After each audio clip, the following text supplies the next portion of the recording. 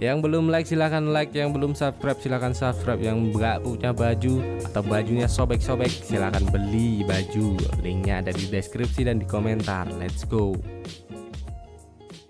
Series ini berjudul C yang dirilis pada tahun 2019 dan terdiri dari 3 season. Tapi season ketiganya belum penuh, jadi kita garap mungkin 2 season aja. Dan series ini tuh menceritakan tentang pada masa depan setelah virus mematikan menyerang di abad ke-21 membuat populasi menurun drastis. Dan hampir semua manusia yang masih bertahan menjadi buta. Bahkan saking lamanya buta, kini penglihatan dianggap sebagai mitos. Bayangkan betapa serunya series ini, dan di mana pada masa depan semua kemajuan teknologi akan menjadi sebuah kemunduran. Kembali ke masa lalu, di mana manusia masih mempercayai hal-hal yang bisa dikatakan goib lah ibaratnya gitu. Hingga lahirlah 2 bayi kembar dengan penglihatan yang sempurna dan dianggap sebagai malapetaka oleh beberapa kelompok. Orang yang bisa melihat dianggap penyihir. Oke,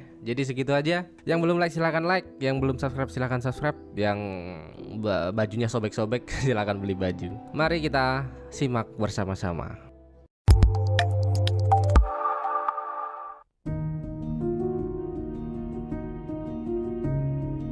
Di awal film, kita diperkenalkan dengan seorang wanita bernama Magra yang tengah berjuang mati-matian untuk mengeluarkan bayi dari perutnya. Paris, dukun pijat setempat pun segera datang untuk membantu persalinan itu. Hingga Magra menanyakan di mana keberadaan suaminya saat ini. Yang ternyata, seorang pria tinggi gagah perkasa bernama Baba Voss tengah memimpin pasukan karena mereka kali ini akan menghadapi sebuah pertempuran besar.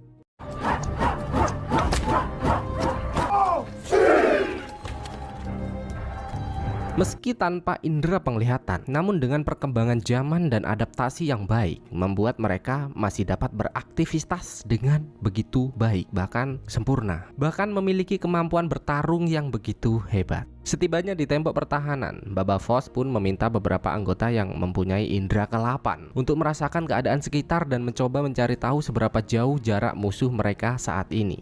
Matar, presage. Ayudos. Amen. Hingga Baba Voss pun membunyikan trompet keramatnya dan mulai menyanyikan lagu kebangsaan sebelum berperang.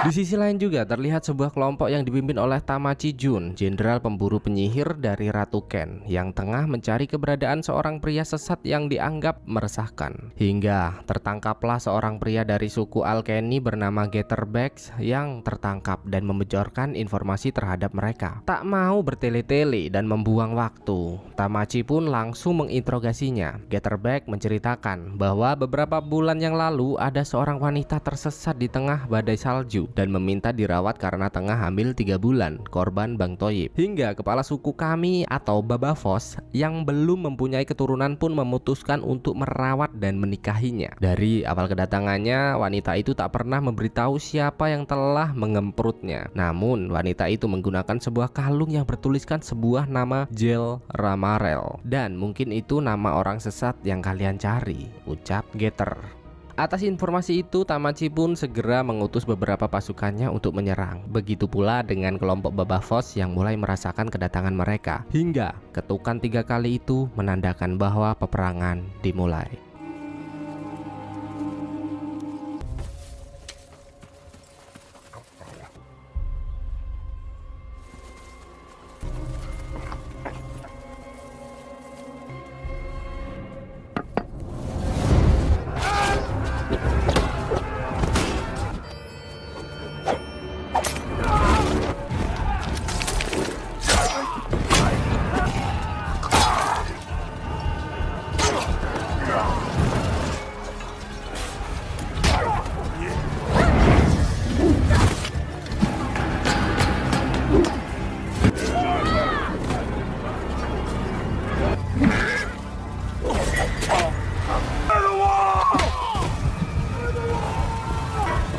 Namun dengan banyaknya musuh yang berdatangan membuat kelompok Baba Voss kewalahan hingga pria itu memutuskan untuk meruntuhkan tembok yang menjadi pertahanan terakhir desa mereka untuk mengakhiri penyerangan.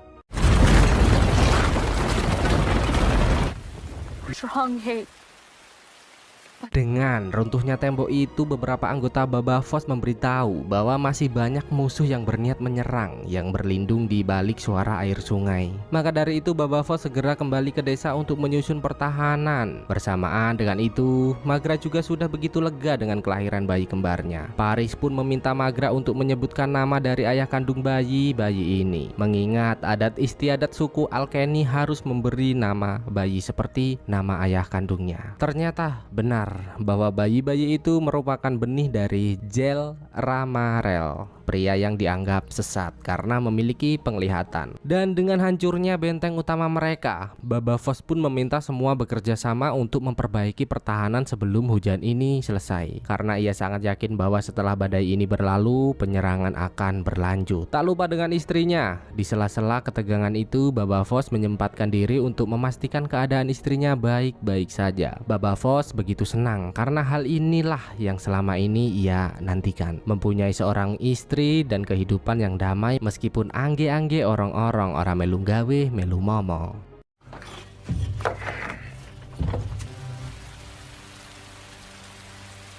Hingga tiba-tiba terdengar keributan dari luar yang ternyata penduduk Alkeni meminta Baba Voss untuk menyerahkan Magra dan bayi-bayinya karena mereka tahu bahwa wanita dan bayi itulah penyebab para musuh berdatangan. Namun tentu saja Baba Voss tak akan mengindahkan hal itu karena setelah menjadi sad boy sejak dini, Baba Voss berkomitmen untuk menjadi pria yang bertanggung jawab terhadap istri dan anak-anaknya. Cekcok pun tak bisa dihindarkan lagi dan untung saja beberapa orang yang mempunyai kemampuan khusus masih setia kepadanya. Hingga saat mereka hampir baku hantam, Paris pun melerai perbincangan mereka dan menegaskan bahwa perdebatan ini tidak ada artinya mengingat para musuh semakin dekat. Dalam momen itu, Paris juga memberitahu bahwa ada sebuah jembatan yang telah dibangun seseorang yang dapat membawa mereka pergi dari sini. Dengan itu, Baba Voss dan para warga Alkeni lainnya pun mulai bergegas mengikuti panduan dari Bude Paris. Terdapat petunjuk-petunjuk yang ditinggalkan untuk mereka yang tak bisa melihat menuju suatu tempat. Namun, penglihatan mereka yang tidak oke dan suara derasnya air sungai membuat perjalanan itu semakin sulit karena mau tak mau mereka harus melewati jembatan yang sangat berbahaya. Bersamaan dengan itu juga terlihat Tamachi dan anggotanya yang telah tiba di desa Alkeni. Tamachi pun sangat marah, merasa Getterbeck telah membohonginya karena mengetahui bahwa desa itu telah ditinggalkan. Hingga seseorang pembau pun memberitahu bahwa ia mengetahui keberadaan suku Alkeni saat. Dengan itu Tamachi segera melakukan pengejaran dan melepaskan anjing-anjingnya untuk memulai pelacakan.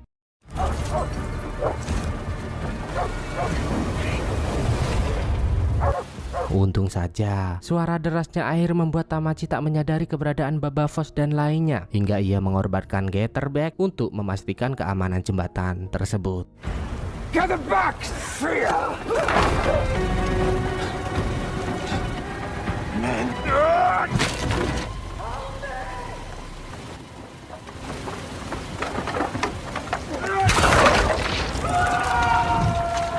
Atas kepergian suku Alkeni, Tamachi pun segera menyuruh anggotanya mengirim surat untuk memberitahu Ratu Ken atas hal tersebut. Beralih ke Bendungan Kazua, tempat Ratu Ken membangun kerajaan. Dalam momen itu terlihat Ratu Ken yang seperti manusia psikopat dan mempunyai cara berdoa tidak seperti semestinya. Masa doanya colmek, cuk? Wah, nggak masuk akal nih orang. Hingga seseorang prajurit pun datang memberi sebuah surat dari Tamachi yang ternyata berisi kalung Jel Ramarel yang sempat diberikan Getterbeck kepada Tamachi kemarin. Atas datangnya surat itu, Ratu Ken pun segera mengumpulkan petinggi-petinggi kerajaan dan memberitahu bahwa seseorang yang telah mengajarkan kesesatan tentang penglihatan tidak hanya masih hidup namun juga telah memiliki keturunan. Maka dari itu Ratu Ken pun menegaskan bahwa tugas pemburu penyihir tidak hanya memburu Jel Ramarel, melainkan juga mempunyai memburu keturunannya. Dan setelah berhasil melewati jembatan itu, Paris pun memberitahu bahwa Jel Ramarel yang telah membangun semua ini. Hingga Migra memberitahu bahwa Jel Ramarel adalah pria sesat yang mengaku mempunyai keajaiban penglihatan. Orang-orang di zaman ini sudah sejak lama kehilangan penglihatannya hingga tidak percaya bahwa manusia pernah memilikinya. Bahkan jika ada seseorang yang mengaku dapat melihat, mereka akan dianggap sesat atau dianggap penyihir seperti Jel Ramarel. Dan setelah beberapa hari mengikuti petunjuk-petunjuk yang ditinggalkan, akhirnya mereka pun tiba di sebuah tepi danau yang berisi beberapa binatang ternak untuk mereka memulai kehidupan baru. Paris pun mengingatkan Baba Voss, sebagai kepala suku ia harus terus menjaga warganya, karena meskipun mereka telah tiba di tempat ini, namun tidak menutup kemungkinan para pemburu penyihir akan datang mencari mereka.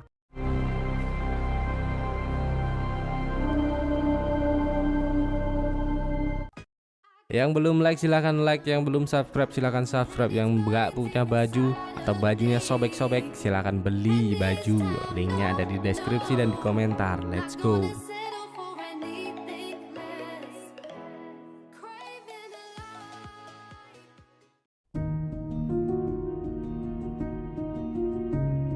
Hari pun terus berlalu. Terlihat Baba Voss yang terus merawat dua bayi kembar itu dengan sangat baik. Ia selalu membawanya ke tengah hutan untuk memperkenalkan kehidupan yang keras ini. Namun tiba-tiba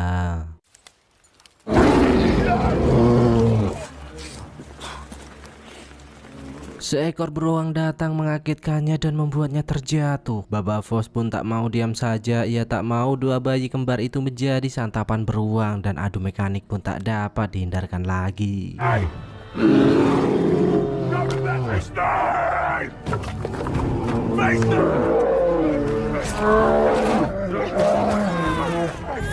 Baba Voss tampil sangat beringas dan terus menghujamkan pisau tajamnya hingga tiba-tiba sebuah anak panah melesat merobohkan beruang tersebut. Dan muncullah sosok pria hitam manis dari kejauhan yang ternyata itulah sosok Jel Ramarel yang membuat kita penasaran selama ini. Mengetahui kedatangan pria itu, Baba Voss pun menanyakan apakah Jel Ramarel akan membawa bayi kembar itu pergi. Namun ternyata tidak. Ia datang hanya untuk memastikan keadaan bayi itu aman. Jel Ramarel pun berpesan untuk merawatnya dengan baik dan memberi mereka nama Haniwa dan Kofun karena ia harus pergi menyelesaikan sebuah misi. Tak lupa, Jel Ramarel juga memberi sebuah kunci kepada Baba Voss bahwasannya ada sebuah kotak yang ia sembunyikan di sebuah gua kecil dan meminta Baba Voss membukanya saat bayi kembar itu berusia 12 musim atau 12 tahun. Karena kotak itu akan membawa manusia ke peradaban baru.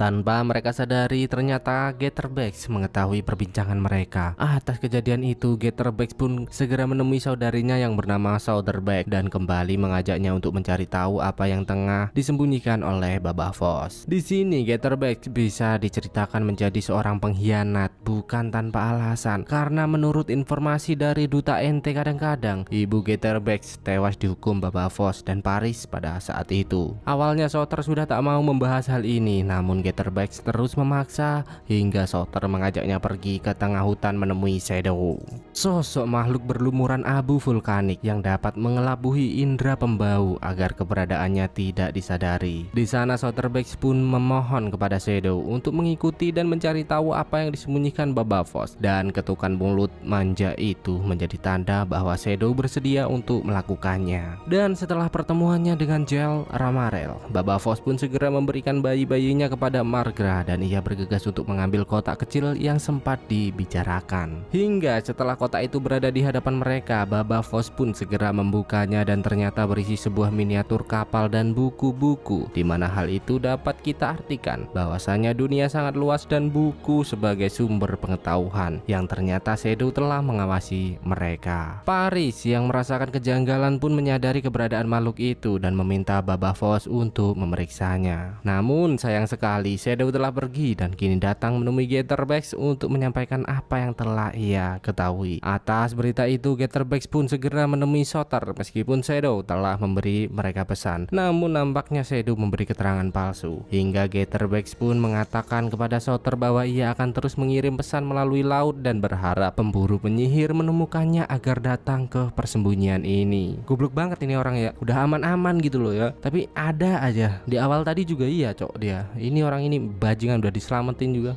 Sementara itu ternyata Tamaji terus melakukan pencarian Jel Ramarel, di mana kini ia semakin kejam dalam melakukan tugasnya dengan menemui semua suku-suku sekitar dan menyiksanya dengan kejam jika tak dapat mendapat informasi yang diinginkan.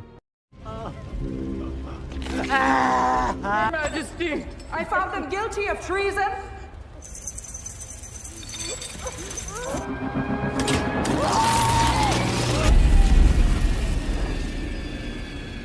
We are royal. We are chosen. Tak terasa 3 tahun pun berlalu. Kini Haniwa dan Kofun telah tumbuh menjadi balita yang begitu menggemaskan. Hingga dalam momen itu Margra dan Paris pun mulai memastikan apakah balita itu benar-benar memiliki kemampuan penglihatan Jel Ramarel dengan cara meletakkan sebuah mainan di hadapan mereka. Mengetahui hal itu, Paris pun menegaskan bahwa perkataan Jel Ramarel kepada Baba Voss saat itu memang benar, yakni kelahiran dua balita ini untuk memulai peradaban baru manusia. Paris begitu senang dan berniat untuk memberitahu semua warga tentang hal ini, namun tidak dengan Margra. Ia meminta Paris dan Baba Voss untuk menyembunyikan hal ini sementara waktu agar nyawa Haniwa dan Kofun tidak terancam. Baba Voss juga memutuskan untuk menyembunyikan berita sampai mereka berumur 12 tahun, sama seperti pesan dari Jel Ramarel saat itu. Sembari menunggu waktu itu tiba, Margra meminta mereka terus belajar dan menyembunyikan kemampuannya. Waktu pun berjalan begitu cepat hingga tanpa terasa waktu yang ditunggu-tunggu telah datang. Dengan penuh semangat, Paris datang menemui Margra untuk mengingatkan bahwa inilah waktunya untuk memberikan buku kepada Haniwa dan Kofun. Namun nampaknya Margra sudah tak tertarik akan hal itu, mengingat kehidupan mereka kini telah aman, nyaman, dan jauh dari kekerasan. Bahkan Margra tak segan-segan meminta Paris untuk melupakan Jel Ramarel, karena Margra menganggap pria itu bukanlah ayah yang baik untuk kedua buah hatinya. Tentu Paris tak setuju akan hal itu, mengingat ini masalah peradaban dunia, bukan masalah kaleng-kaleng. Hingga di malam harinya diam-diam Paris memanggil Haniwa dan Kofun untuk memberikan buku yang telah lama ia simpan dan memberitahu bahwa Baba Voss bukanlah ayah mereka yang sebenarnya. Namun nampaknya Kofun tak menerima berita itu begitu saja. Ia begitu marah karena mengetahui bahwa Baba Voss bukan ayah kandungnya. Melihat Kofun beranjak pergi, Paris pun memberikan kalung peninggalan Jel Ramarel dan berpesan kepada Haniwa agar kebenaran ini tidak diketahui siapapun selain mereka. Benar saja, dengan keberadaan kalung itu, Haniwa memberitahu Kofun bahwa dahulu kala, sebelum negara api menyerang, semua orang mempunyai indera penglihatan. Semua orang pada saat itu begitu tamak dan membuat kerusakan dunia, hingga membuat para dewa mencabut semua penglihatan mereka. Namun dengan berjalannya waktu, indera penglihatan kembali muncul kepada orang-orang yang terpilih, dan mereka adalah salah satunya. Maka dari itu Haniwa mengingatkan agar mereka tak menyanyiakan hal ini. Baba Voss yang diam-diam mendengar perbincangan, mereka pun segera pergi menemui Paris dan menyampaikan rasa takutnya bahwa sebenarnya Baba Voss takut jika Haniwa dan Kofun akan pergi dari kehidupannya. Mendengar hal itu, Paris pun kembali mengingatkan bahwa semua ini demi kebaikan bersama. Jangan biarkan anak-anakmu hidup tanpa tujuan. Hingga perbincangan itu pun menimbulkan sebuah keputusan di mana mereka berdua setuju untuk tidak memberitahu Margra tentang Kofun dan Haniwa yang akan terus belajar. Dan di pagi yang cerah, Haniwa dan Kofun pun pergi menjauh dari pemukiman dengan buku-buku yang mereka bawa. Sementara itu juga terlihat seorang wanita yang menemukan botol pesan dari Gatherbacks.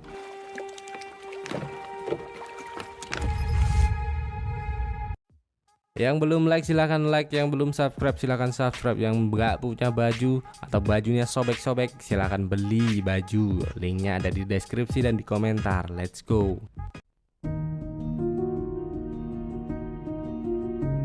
Hari pun terus berlalu, di mana saat ini Tamaji memutuskan untuk kembali ke istana menemui Ratu Ken, melamporkan bahwa ia mulai putus asa terhadap pencarian Jel Ramarel. Gunung kudaki, lautanku seberangi, semua warga sudah saya interogasi dengan kejam, namun tetap juga tak ada yang mengetahui keberadaannya. Mengetahui Tamachi menginterogasi dan membicarakan kekuatan Gel Ramarel kepada para suku-suku yang tersebar, Ratu Ken pun sangat kecewa dan memutuskan untuk mengeksekusinya karena hal itu dapat membuat Gel Ramarel semakin disegani. Tamachi pun sadar akan kelalaiannya, ia juga siap atas konsekuensi yang akan diberikan. Namun ia memohon agar dapat memilih cara sendiri mengakhiri hidupnya sebagai jenderal yang terhormat daripada harus mati menjadi tontonan para penduduk Kazuha. Ratu Ken pun menyetujui hal itu dan sesaat setelah Tamachi pun pergi, kita tahu bagaimana ketakutan Ratu Ken terhadap Gel Ramarel yang akan menyebarkan benih-benih ke seluruh tempat dan menciptakan dewa-dewa baru manusia yang mempunyai penglihatan.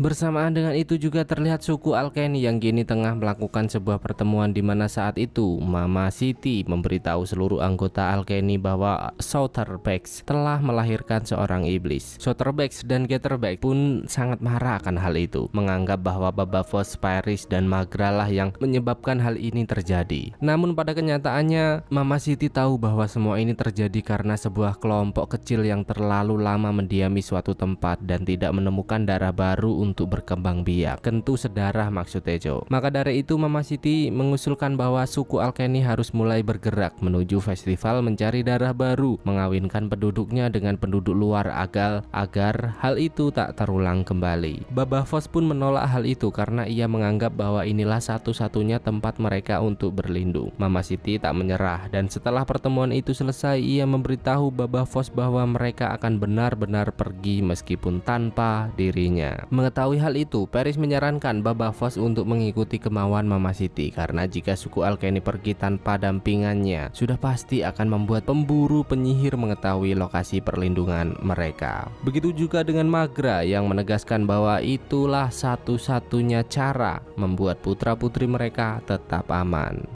Kembali ke istana Ratu Ken di mana saat ini Tamachi mulai melangkahkan kakinya ke atas bendungan untuk segera pergi dari dunia fana ini. Begitu pula dengan Ratu Ken yang terus menanti hal itu terjadi. Hingga tiba-tiba salah satu pengikutnya datang memberi sesuatu, di mana itu adalah botol ajaib yang dibuang Getterbeck beberapa tahun yang lalu. Dengan itu Ratu Ken pun segera mendekati Tamachi dan mengingatkan bahwa semua ini belum selesai. Wancing, wis ngumpul ke mental tenanan ku inggih bunuh diri malah gak sido.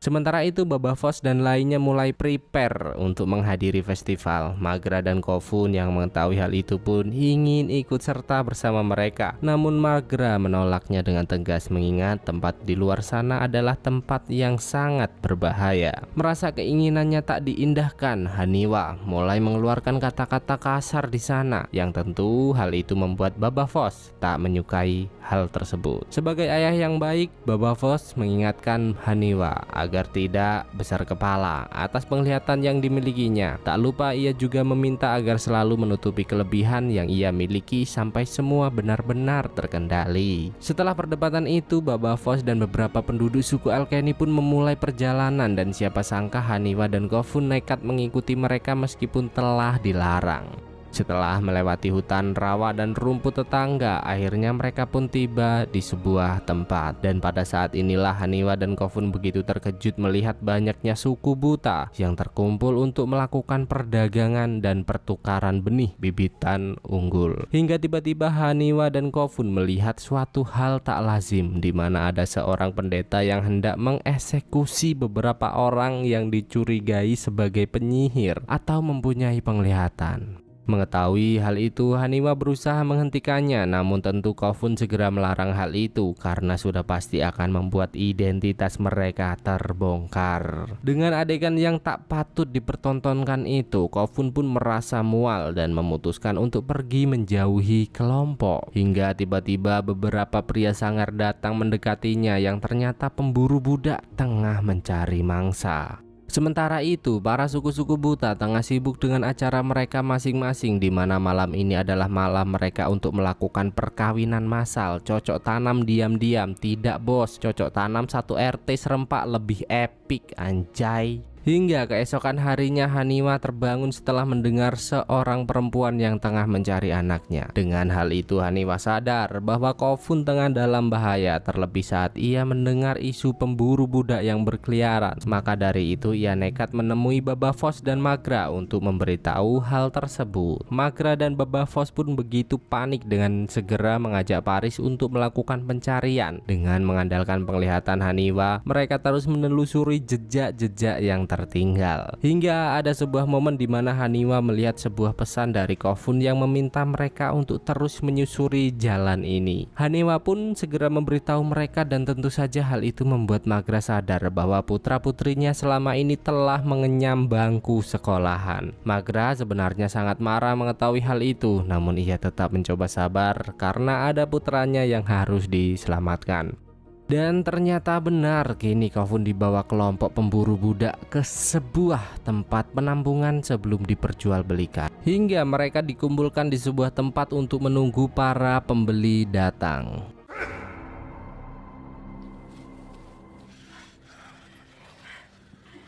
Kini Baba Voss dan lainnya pun semakin dekat dengan penampungan itu. Baba Voss seperti tak asing dengan tempat ini, karena ternyata sebelum ia menjadi pria sesabar ini, Baba Voss adalah keturunan dari pemburu budak dan dididik mematikan sejak dini. Maka dari itu Baba Voss berpesan kepada Haniwa dan lainnya untuk menunggu, karena ia tak mau istri dan anaknya melihat kekejamannya.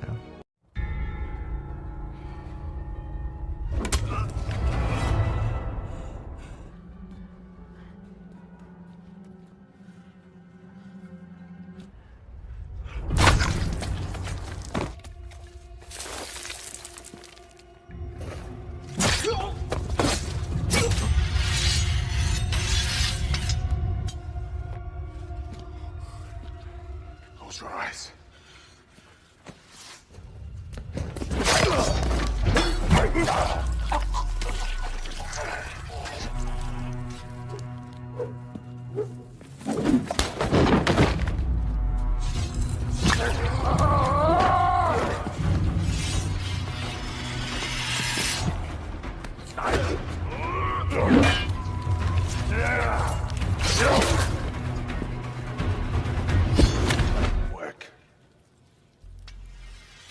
Dan tibalah saat ia berhadapan dengan pemimpin dari kelompok pemburu budak yang ternyata rivalnya di masa lalu. Pria sangar itu sempat mengancam Baba Voss dengan mendekati Kofun, namun Baba Voss tetap tampil tenang dan menghabisinya dengan sangat kejam.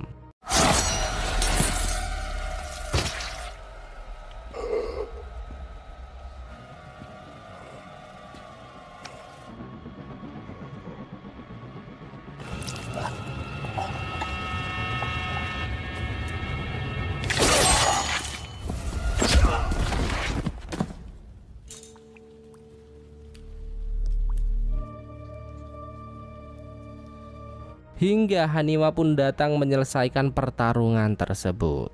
Dengan keberhasilan itu mereka berniat untuk segera pergi dari sana, namun Magra kembali ke persembunyian dengan kemarahan karena merasa telah dibohongi anak-anaknya. Mengetahui hal itu, Kofun pun berusaha jujur bahwa memang telah mempelajari buku-buku yang ditinggalkan Jelar Aramarel. Namun nampaknya Haniwa mempunyai pemikiran lain karena pelajaran yang telah ia pelajari terlalu dalam, membuatnya merasa cukup dan berniat pergi berkelana mencari kebenaran. Hanya saja hal itu belum terjadi karena kasih sayangnya terhadap Baba Voss dan Magra masih terlalu besar. Dengan itu Magra pun memutuskan untuk menceritakan hal sebenarnya mengenai Jel Aramarel, ayah kandung mereka. Namun sebelum itu Magra menyuruh Baba Voss untuk memanggil Paris karena wanita tua itulah saksi bisu kejadian yang mereka simpan selama ini. Dan di saat Baba Voss keluar dari tenda itu, tiba-tiba terdengar suara keributan dari kejauhan yang ternyata Tamachi dan pasukannya telah mengetahui titik lokasi mereka bersembunyi selama ini.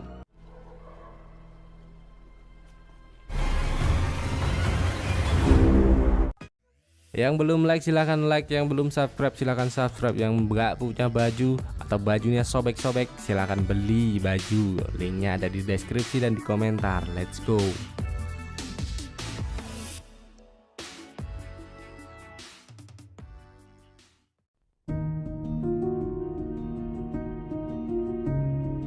Seketika Tamechi dan anggotanya mulai mendekat. Magra yang mengetahui hal itu pun segera mengambil harta karun peninggalan ayahnya dulu. Dan ternyata kini Getterbex mati-matian memprovokasi warga untuk menyerahkan Baba Voss dan keluarganya kepada para pemburu penyihir. Mengetahui hal itu, Baba Voss pun segera mengode salah satu sahabatnya yang bernama Arka untuk segera pergi ke sungai karena ia telah menyiapkan sesuatu. Bersamaan dengan itu, Kofun juga menyandra Getterbex untuk pergi dari sana. Hingga perjalanan mereka terhenti saat melihat seseorang mengikutinya, dan ternyata Baulayan, putri Mama Siti yang juga ingin pergi bersama mereka. Pada momen itu, Haniwa juga meminta Kofun untuk membunuh Getterbex daripada menjadi beban dalam perjalanan mereka. Namun Kofun tak sejahat itu dan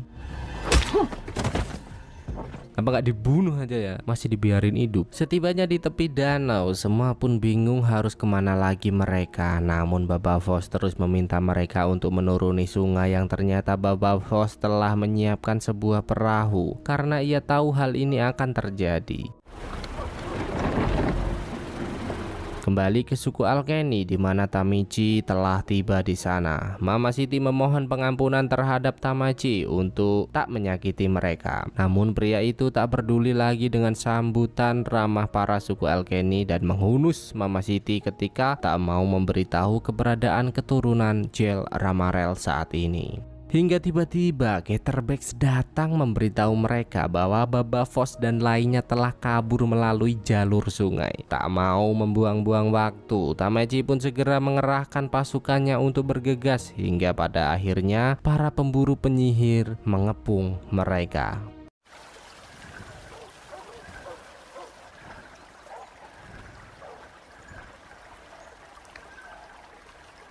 I have been looking for you. Suasana begitu tegang, bahkan dengan pendengarannya yang tajam membuat Tamachi mengetahui keberadaan mereka. Dengan itu Baba Voss pun mulai menyusun rencana penyerangan dan seketika membantai satu persatu anggota Tamachi.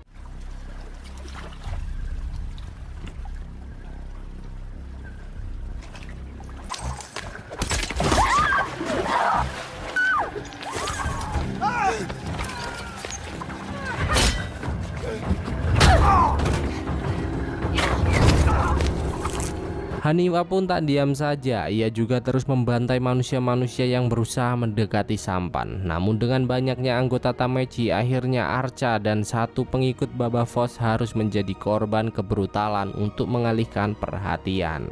Haniwa pun berusaha menolongnya, namun sebelum ia melepaskan anak panah itu, Arca sudah tak dapat diselamatkan lagi. Hingga akhirnya Haniwa memilih untuk menembakkannya ke arah Getterbex. Aneh sih kenapa nggak diarahin ke Tamichi Jun langsung, tapi saya seneng Getterbex mati. Gara-gara dia cok dari awal juga. Tapi ya sudahlah, setidaknya mereka berhasil selamat dari serangan tersebut. Mengetahui Baba Voss berhasil kabur, Tamachi sangat marah. Bahkan ia tak segan-segan mempercepat kematian Getterbex dan mengerahkan semua anggotanya untuk membantai penduduk Alkeni sebelum memberitahu Ratu Ken atas kejadian ini.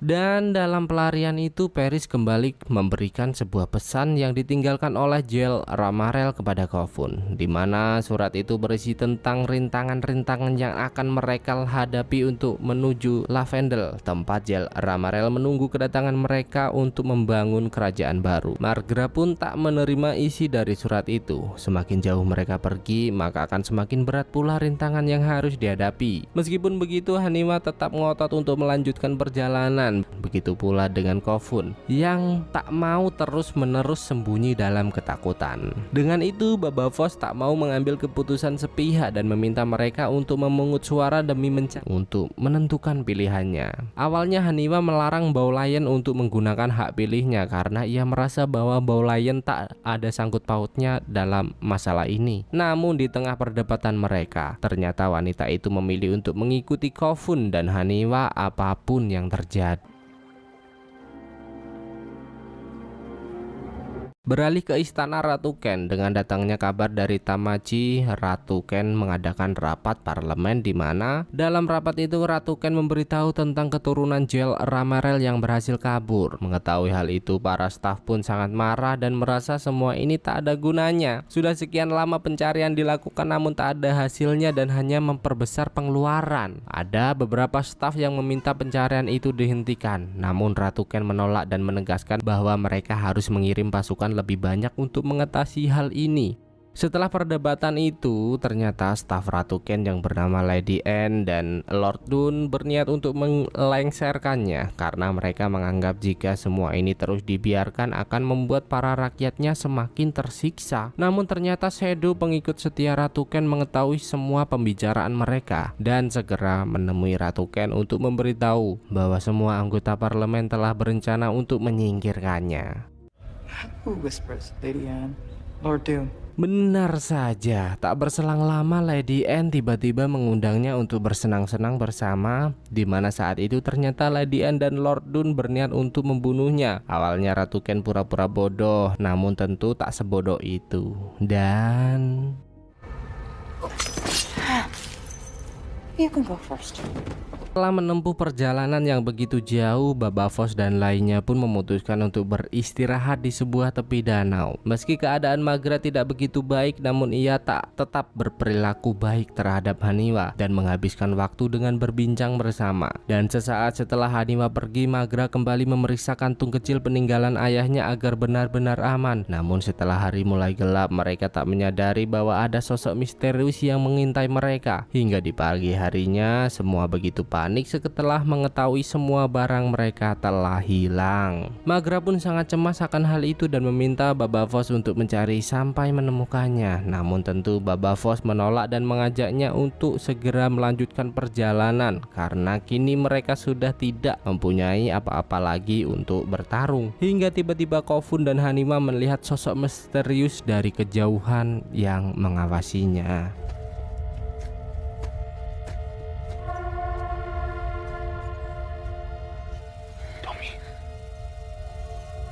Setelah kematian Lady Anne dan Lord Dun, Shadow Ratu Ken pun kembali datang dan memberitahu bahwa kematian dua petinggi itu membuat para penduduk berdemo, yang tentu saja hal itu membuat posisi Ratu Ken sangat terancam. Ratu Ken pun tak mau ambil pusing lagi terhadap masalah ini. Ia lebih memilih pergi ke ruang pengendali bendungan untuk menghancurkan tempat tersebut.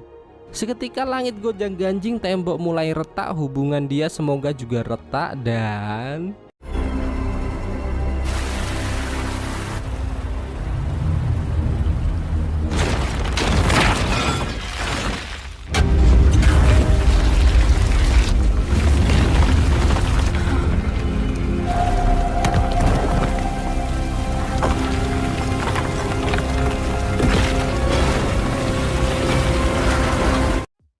yang belum like silahkan like, yang belum subscribe silahkan subscribe, yang nggak punya baju atau bajunya sobek-sobek silahkan beli baju. Linknya ada di deskripsi dan di komentar. Let's go. Dengan air yang mulai memenuhi segala ruangan, para penghuni bendungan pun sangat panik.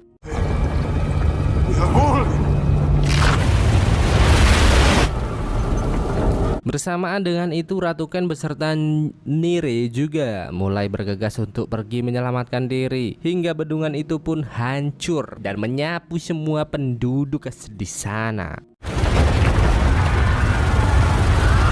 Di sisi lain, nampaknya Paris mulai menanyakan perubahan-perubahan Maghra yang lebih mengarah seperti membahayakan putra-putrinya. Namun Maghra membantah tegas persepsi itu karena mau bagaimanapun Haniwa dan Kofun adalah darah dagingnya. Pantas saja Paris berkata seperti itu. Lawang ternyata meski telah mengetahui mereka dalam bahaya, Maghra masih ngotot menyuruh mereka untuk pergi mencari kantung kecil peninggalan ayahnya. Hingga setelah memasuki hutan lebih dalam, Baba Voss, Hanifa, dan Kofun melihat sampah-sampah berserakan dan Baba Voss memberitahu bahwa ini adalah pemukiman kelompok Opayol atau pemulung. Melihat tempat yang begitu sepi, Haniwa pun berniat untuk pergi memeriksanya. Sebenarnya Kofun sempat melarang, namun gadis keras kepala itu nekat pergi karena merasa pede dengan penglihatan yang ia miliki. Benar saja, Haniwa mulai menelusuri tempat itu. Sebuah tempat sampah tersusun rapi seperti labirin. Kofun sadar bahwa ini adalah keputusan yang salah. Namun tetap saja Haniwa terus melangkah menuruti rasa penasarannya. Hingga ia melihat panah dan kantung kecil milik Magra dan tiba-tiba... I'm just afraid that there's not gonna be.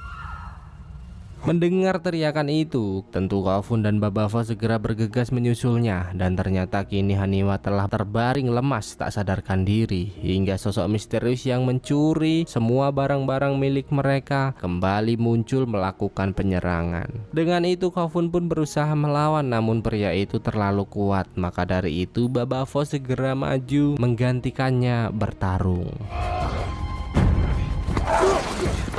Namun siapa sangka saat Haniwa tersadar, ia melihat tato khas dari Jel Ramarel yang ternyata pria itu dapat melihat dan merupakan salah satu keturunannya. Dengan ditemukannya pria itu, Haniwa pun langsung membawanya pergi menemui Magra dan Paris. Di sana ia mulai menceritakan bahwa pria ini bernama Butch, yang tak lain adalah keturunan Jel Ramarel. Karena menurut informasi yang didapat sebelum pergi, majelis pencerahan Jel Ramarel sempat mendekati kelompok Opayul dan menanam benih hingga terlahirlah pria ini. Paris pun sangat terkejut mendengar hal itu. Begitu pula dengan Magra yang sempat marah karena tak menyukai keberadaannya. Namun Haniwa beranggapan bahwa keberadaan pria itu akan sangat membantu dengan kelebihan yang ia miliki. Hingga pria bernama Butch itu pun mengungkapkan bahwa telah bosan hidup solo rank dan berjanji akan setia jika Babafo dan Magra memperbolehkannya untuk bergabung.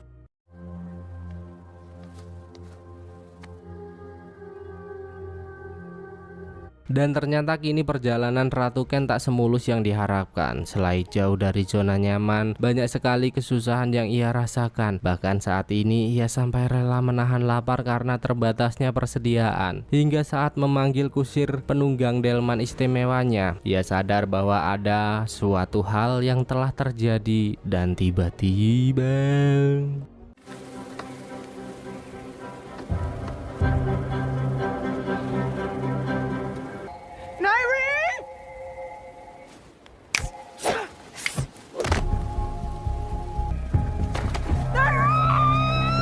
Tibalah ia di sebuah wilayah bernama Kota Cacing yang dipimpin oleh seorang duda tua yang ternyata ia dibawa ke tempat ini untuk dijadikan budak. Merasa tangan Ken begitu mulus no lecet, pria tua itu merasa bahwa Ken dapat menenun sutra kualitas wahid. Tentu saja Ken tak terima akan hal itu. Bagaimana bisa ratu sepertiku diperlakukan seperti ini? Namun siapa sangka cara berbicara Ken mengingatkannya dengan orang-orang bendungan Kazua karena ia pernah berdagang di sana. Namun pria tua itu tak menyukai kepemimpinan saat ini. Mendengar hal itu tentu Ratu Ken pun sadar bahwa membuka identitasnya di tempat ini hanya akan membuatnya terbunuh. Maka dari itu ia lebih memilih diam.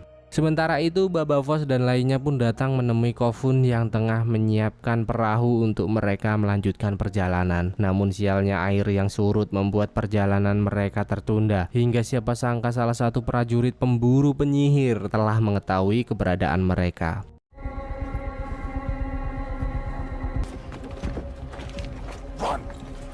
Babafo yang tak mau mati sia-sia pun segera mengajak Magra dan lainnya untuk segera pergi. Namun siapa sangka kini mereka telah benar-benar terkepung selain melakukan perlawanan. Your mother and Paris find shelter now.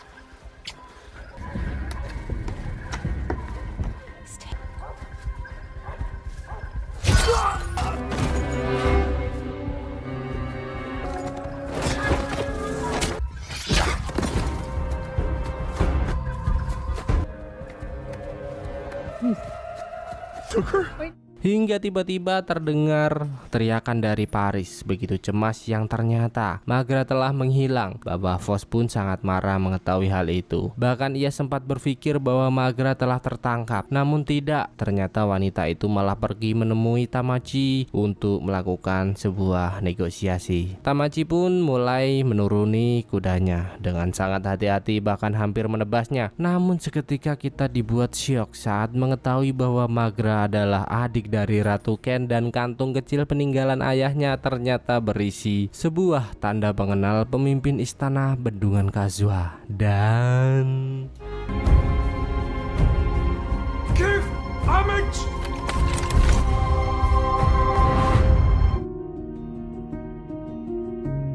Baba Voss begitu panik, selain harus segera mencari Maghra, ia juga harus menghadapi pasukan pemburu penyihir yang terus berusaha menyerangnya. Hingga tiba-tiba Boots datang dan memberitahu mereka bahwa ia telah melihat dengan mata kelapanya sendiri Maghra telah dibunuh oleh jenderal pemburu penyihir. Entah apa maksud dari Boots, padahal seperti yang kita tahu bahwasanya Maghra kini tengah berada di sebuah tenda bersama Tamachi. Dan bahkan kini Boots mendesak mereka untuk pergi ke sebuah gua berdalih untuk berlindung dari pasukan pemburu penyihir yang terus menyerang. Baba Voss dan lainnya pun akhirnya menyetujui perkataan Boots dan mengikuti pergi ke sebuah gua yang begitu gelap, yang ternyata Boots mempunyai niat buruk dan mengurung mereka ke sebuah kotak dan menegaskan bahwa ia tak bisa mempercayai banyak orang sebelum pergi dari sana. Atas kejadian itu, Kofun pun mulai menyalahkan Haniwa karena keputusannya yang selalu merasa benar dan membuat mereka terkurung di tempat ini. Hingga kota itu perlahan mulai turun ke tempat yang lebih gelap. Bahkan Haniwa harus membakar surat dari Jel Ramarel sebagai penerangan dan mulai mencari jalan untuk keluar dari sana. Di sisi lain, ternyata Ratu Ken terus menjalani hidupnya yang kini mulai membosankan. Dan di saat semua orang sibuk bekerja, terlihat Ratu Ken yang sibuk bergosip ria dengan seorang wanita bernama Korra. Hingga hal itu membuat pengawas yang kejam mendatanginya dan menghajarnya tanpa ampun karena dianggap sebagai pembangkang. I said get back to work! Will you get up for me?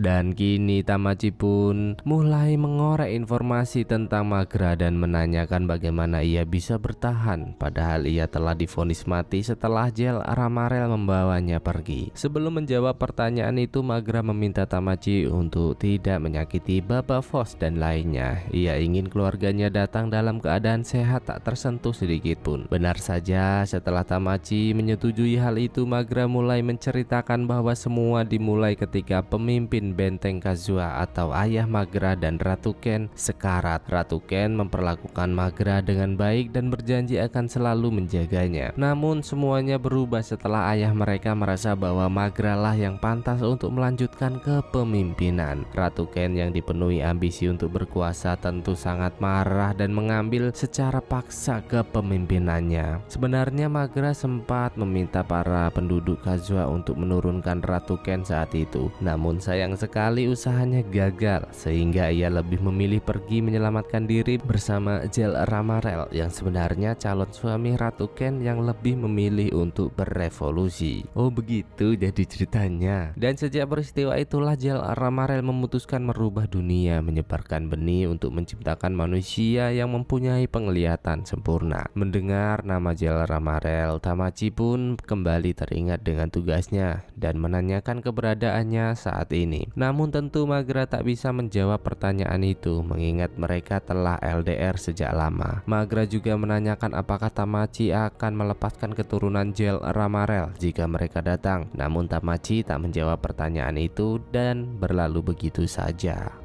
Dan setelah menyusuri gua itu beberapa saat, Haniwa dan Kofun terkejut melihat hewan-hewan bercahaya hingga tiba-tiba muncullah sosok wanita misterius penunggu tempat tersebut. This way.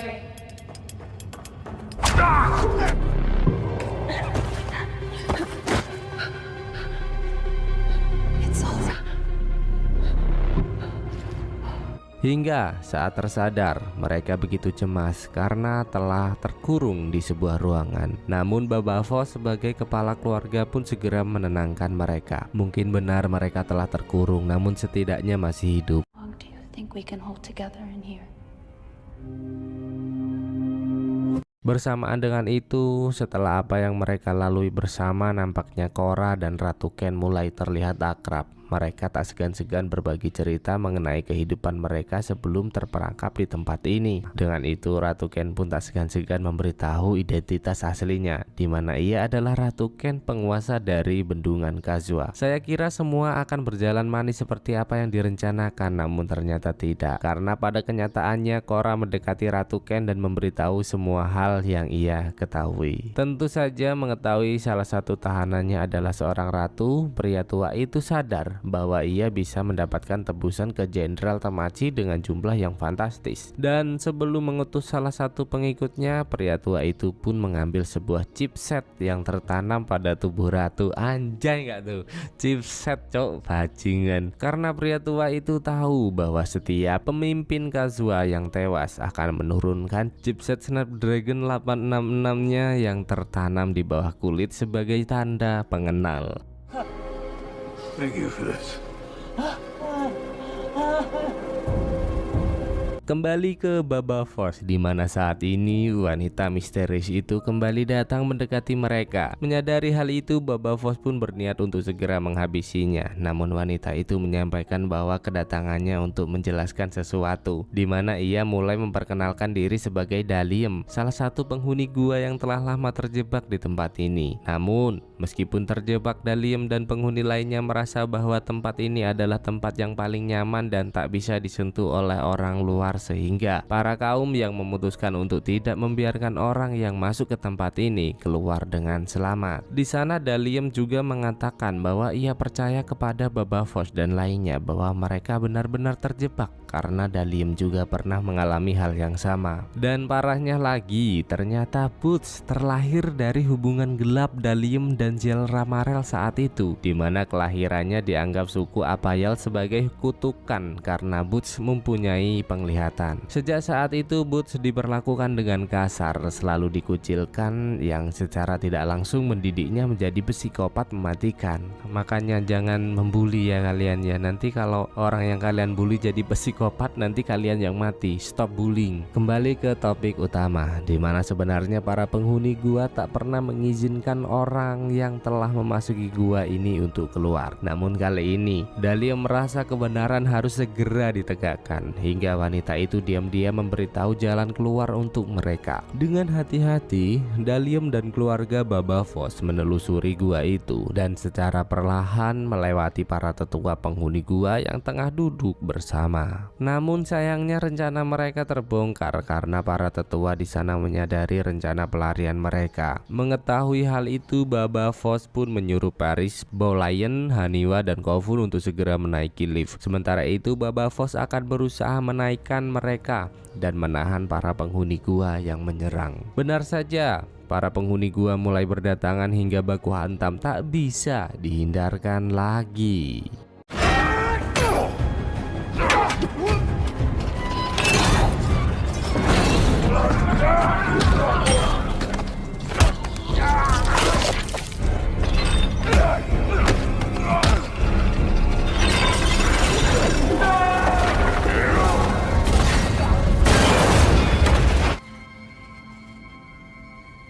Untung saja Baba Voss berhasil bangkit dan mulai berusaha memanjat dinding yang begitu curam. Bayangkan cok, pria buta memanjat tebing tanpa bantuan apapun. Tapi jangan heran, ini Baba Voss atau Khal Drogo, mantan suami Daenerys di serial Games of Thrones. Ada aja lah orang ini, tapi keren. Aku seneng sama karakter ini loh, serius. Dad! I can't reach you!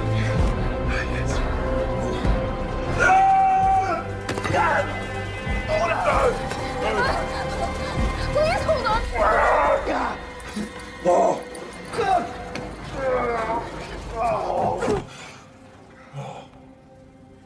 Sementara itu ternyata kini Boots sengaja menyerahkan diri ke Jenderal Tamachi agar dapat menemui Maghra. Maghra pun begitu senang akan hal itu dan segera menanyakan keberadaan Baba Voss, Paris, dan kedua anaknya. Namun Boots tak berkata jujur dengannya karena pria itu mengakui bahwa tidak tahu keberadaan mereka yang padahal telah ia jebak sehingga terjebak di dasar gua. Dan kali ini Boots juga memohon kepada Maghra agar mengangkat mengangkatnya sebagai pelayan karena ia berjanji akan melakukan apapun untuk itu. Namun belum sempat Magra memberi jawaban, perhatian mereka teralih dengan keributan dari luar, yang ternyata Jenderal Tamachi telah menerima surat dari Pak Tua yang meminta tebusan untuk kebebasan Ratu Ken. Awalnya Magra tak mempercayai hal itu, namun Tamachi memberikan bukti tanda pengenal dari Ratu Ken dan meminta Magra memberinya waktu untuk mengatasi masalah ini. Setelah Tamachi beranjak pergi, Boots pun memberitahu bahwa Shadow pengantar pesan masih beredar di sekitar mereka. Mungkin Shadow tidak bisa terdeteksi oleh kaum-kaum buta, bahkan seorang penerawang. Namun itu hal paling easy untuk seorang yang mempunyai penglihatan. Maka dari itu, Boots pun kembali menawarkan pengabdiannya untuk menemukan keberadaan Ratu Ken dan juga keluarganya.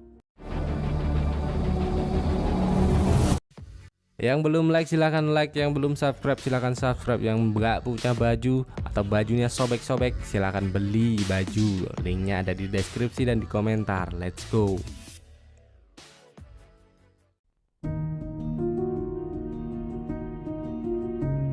Dengan informasi dari Boots, Tamachi pun berhasil menangkap Shadow pria tua yang berkeliaran dan mulai menginterogasinya untuk menanyakan keberadaan Ratu Ken. Bahkan, Tamachi tak segan-segan memutilasi jika dirasa Shadow itu menyembunyikan sesuatu. Ih, serem. Atas informasi yang diberikan, Tamachi pun datang menemui Magra untuk memberitahu bahwa ia telah berhasil menemukan keberadaan Ratu Ken.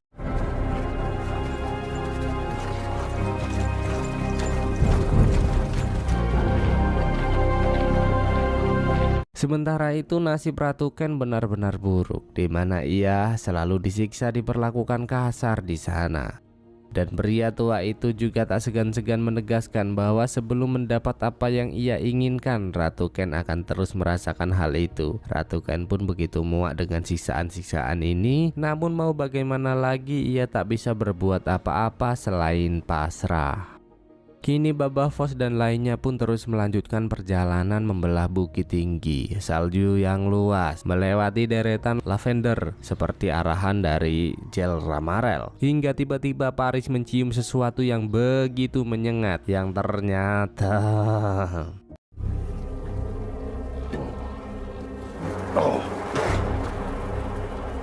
sebuah mayat telah membusuk dijadikan sebagai ucapan selamat datang di sana. Tak sengaja Kofun juga melihat sebuah pesan yang berisi dunia baru dan seakan-akan dibuat oleh Jel Ramarel. Tentu dengan surat dan mayat-mayat itu membuat Kofun ragu, merasa Jel Ramarel sudah gila. Namun Paris dan Baba Voss tak memperdulikan hal itu, mengingat perjalanan dan pengorbanan mereka selama ini bukanlah untuk mundur. Mungkin kita tak tahu apa yang akan kita hadapi, namun setidaknya jalan kita sudah benar, kawan. Singkat cerita, Tamachi dan lainnya pun telah berhasil menemukan persembunyian pria tua. Dengan hati-hati, Boots mulai memeriksa keadaan di sana untuk menyusun rencana agar penyerangan yang akan dilakukan bersih, mengkilat seperti tanpa kaca. Tamachi benar-benar teliti akan informasi yang didapatkan, hingga ia memberanikan diri untuk turun langsung dan mulai menikam satu persatu penjaga di sana seperti ninja.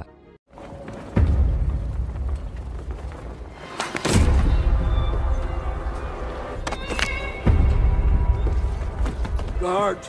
There's an intruder! Someone's here!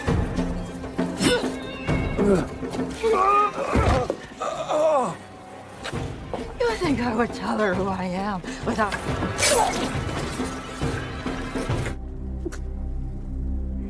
The Queen is here. It's all right.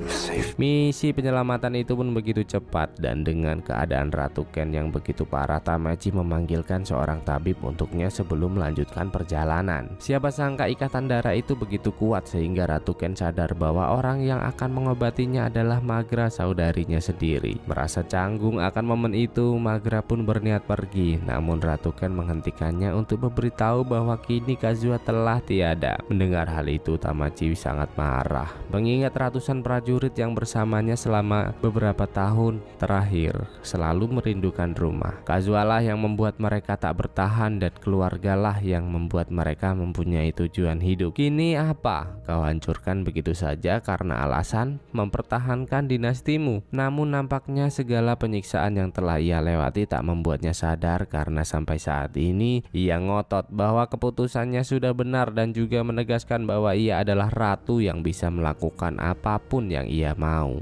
Dan setelah melewati hari-hari yang begitu melelahkan, nampaknya perjalanan mereka harus terhenti di saat Baba Voss merasakan ada sesuatu yang berbahaya di hadapan mereka. Haniwa dan Kofun pun merasa ini hal aneh karena ia tak melihat apapun yang menghalangi jalannya. Namun Baba Voss segera menunjukkan apa yang ia rasakan, yang ternyata perangkap suara dan banyak penjaga yang telah standby di sana. Keren coy ini.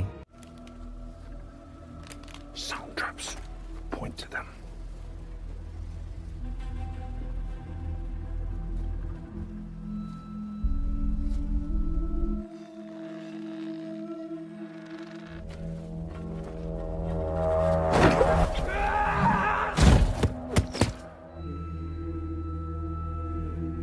Melihat busur panah yang berada di sana, Haniwa pun berniat untuk pergi mengambilnya. Namun tentu Baolion tak mengizinkannya pergi karena Haniwa tak mempunyai kemampuan shadow untuk hal ini. Hingga Baolion perlahan memulai pergerakan untuk mengambil senjata dan busur panah di sana.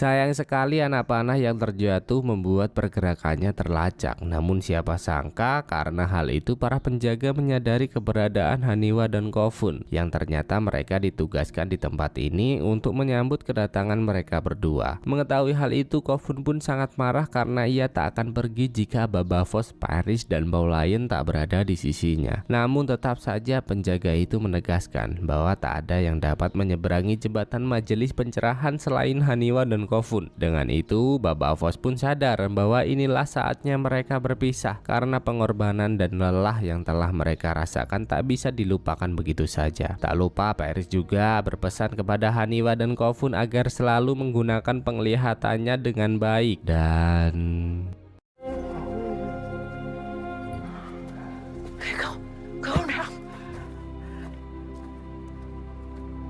tahukah kalian bahwasannya Baba Voss tak benar-benar pergi, mengingat ia adalah ayah yang baik dan akan sekali menunggu di sana sampai keadaan putra-putrinya benar-benar aman. Hingga Haniwa dan Kofun pun mulai menyeberangi sebuah jembatan besar dan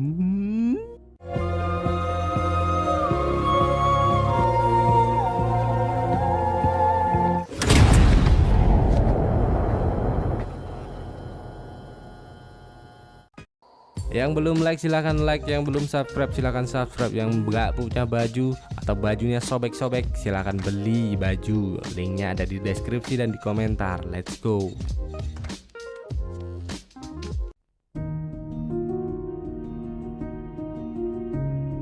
Muncullah Jel Ramarel dari kegelapan yang datang menyambut mereka dengan senang hati. Haniwa pun begitu senang, namun tidak dengan Kofun yang masih bingung apakah sudah seharusnya ia berada di tempat ini. Tak lupa Jel Ramarel juga memperkenalkan saudara-saudara mereka, satu jago lain babu, yang juga memiliki penglihatan di antaranya, yaitu Oloman, si pria hitam manis berkumis tipis, Seva, gadis TikTok 2,7k follower, Noni, Semi, Sena, ABG beranjak gede, dan juga Jatah dan Hofeh, dua bocil yang sedang berbahagia. Tak lupa Jel Ramarel juga memperkenalkan kehidupan yang lebih modern, makan menggunakan mangkuk dan sendok, memiliki kamar pribadi, dan bahkan Jel Ramarel juga memperkenalkan shower air hangat kepada mereka yang belum pernah mereka rasakan seumur hidup mereka.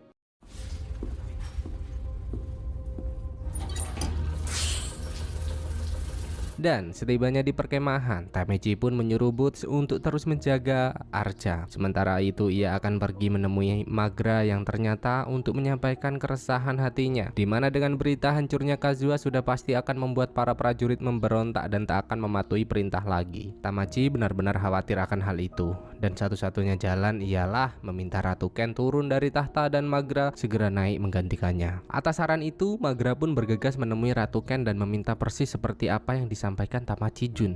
Namun apa? Ya sudah pasti menolak. Sifat kolot penuh ambisi dan keras kepala itu membuatnya tegas mempertahankan kedudukan. Magra pun sangat marah akan hal itu. Namun mau bagaimana lagi? Kembali ke Jeol Marel, di mana ia saat ini mulai mengajak Haniwa dan Kofun untuk mengelilingi ruangan-ruangan yang telah ia bangun, mengajaknya ke perpustakaan, sumber ilmu dari segala sumber, dan juga sebuah ruangan yang akan ia jadikan untuk belajar bersama. Jeol Marel juga menceritakan di mana dahulu kala ia berkeliling untuk mencari manusia-manusia yang mempunyai penglihatan. Namun semua itu nihil, tiada hasil, hingga pada akhirnya ia memutuskan untuk menyebar benih ke seluruh penjuru. Mendengar penjelasan itu, Haniwa dan Kofun pun memberitahu bahwa Magra telah mati di tangan para pemburu penyihir. Namun siapa sangka tak ada rasa empati sedikit pun yang diperlihatkannya, hingga Kofun pun sadar bahwasanya Jeol Marel tak pernah memikirkan ibu mereka. Haniwa pun tak mempermasalahkan hal itu. Ia menganggap bahwa itu hal wajar sebagai langkah perwujudan dunia baru. Namun sepertinya perdebatan mereka harus terhenti saat Jeol Marel kembali memanggil mereka untuk memperlihatkan generator pembangkit listrik yang berdiri kokoh berkat bantuan Olaman. Sementara itu nampak Baba Voss dan Paris kini mengajak Baulayan mendatangi sebuah suku bernama Velia, suku yang mempertahankan gaya hidup lama dan tak pernah tertarik dengan kecanggihan. Di sana Baba Voss mengatakan bahwa niatnya datang hanya untuk mencari obat, karena jika tidak segera ditangani maka Baulayan tak akan bisa bertahan lama. Ketua suku itu pun bersedia mengobatinya, namun dengan syarat bahwa Baba Voss dan Paris harus pergi dari sini. Benar saja, perpisahan itu benar-benar membuat saya tersentuh. Setelah semua hal yang berat mereka lewati bersama, kini mereka benar-benar tinggal berdua. Namun meskipun begitu, Baba Voss meminta Paris untuk tetap kuat melanjutkan kehidupan fana ini. Hari pun terus berlalu. Dengan diselimuti rasa penasaran, Kofun pun mulai menyusuri ruangan itu berharap menemukan sesuatu. Hingga tanpa sengaja ia mendengar sebuah percakapan Jeol Marel dengan seorang kolonel dari Trivantis, sebuah wilayah yang membantu keamanan Jeol Marel. Ia begitu bingung, sebenarnya Jeol Marel tak rela. Namun dengan perjanjian yang telah disepakati, pria itu ngotot meminta Haniwa dan Kofun untuk ikut bersamanya. Hingga akhirnya Jeol Marel memutuskan untuk memberikan Haniwa kepada mereka. Kofun yang mendengar hal itu tentu sangat marah. Apa maksud dari semua ini, Cok? Namun belum pertanyaan itu terjawab, tiba-tiba Olaman datang menghajarnya hingga tersungkur. Tak lupa Olaman juga menahan Haniwa yang tengah bersantai ria di sana. Siapa sangka Paris merasakan kengerian yang dialami oleh Kofun dan Haniwa, dan di saat tersadar, Kofun begitu cemas karena ia telah terkurung di sebuah kotak besi dan melihat Haniwa yang dibawa pergi dari sana. Kembali ke Magra, setelah penolakan yang dilakukan Ratu Ken, ia mengajak Tamachi untuk melakukan rencana terakhir, yaitu mengeksekusinya demi menjaga amarah para prajurit. Namun siapa sangka setibanya di sana ternyata Ratu Ken telah menyiapkan sebuah rencana, di mana tiba-tiba Boots datang menusuk Tamachi yang tentu saja membuat Magra sangat terkejut.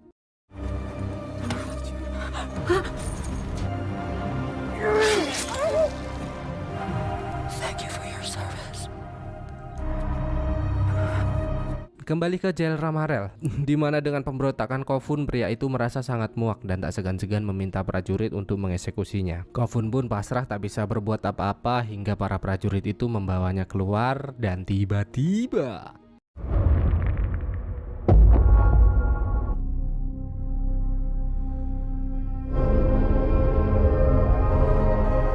untung saja Baba Voss datang tepat waktu untuk menyelamatkan Kofun. Tak puas dengan hal itu, ia meminta Kofun untuk memandunya mencari Jeol Marel sembari membantai para penjaga yang berusaha melawan. Hingga tibalah momen epik yang kita tunggu-tunggu, di mana Baba Voss dan Jeol Marel harus adu mekanik mengadu kekuatan mereka.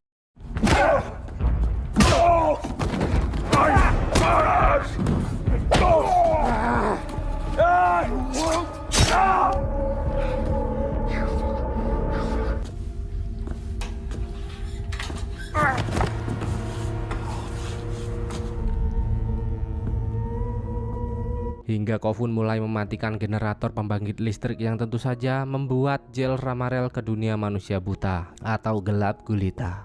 Cowards down. Slow.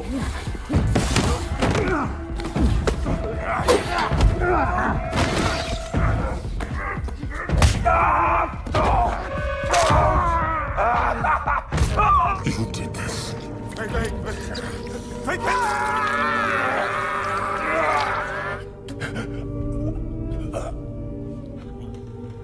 Kofun, are you okay? Atas kemenangan itu, Baba Voss dan Kofun pun pergi meninggalkan Jel Ramarel yang tengah menikmati rasa sakitnya untuk menemui Paris. Hingga mereka menatap sebuah hamparan luas yang diyakini sebagai Trivantis dan akan segera menemukan Haniwa di sana. Lalu series pun selesai. Sumpah cok ya, film ini kalau diresapi bener-bener dalam pol anjing sumpah. Menurut kalian gimana, seru nggak? Lanjut nggak? Atau ganti series lain? So saya tunggu di kolom komentar. Jangan lupa like-nya ya. 10 kalak lah kalau bisa gitu lah. Sampai jumpa di video berikutnya.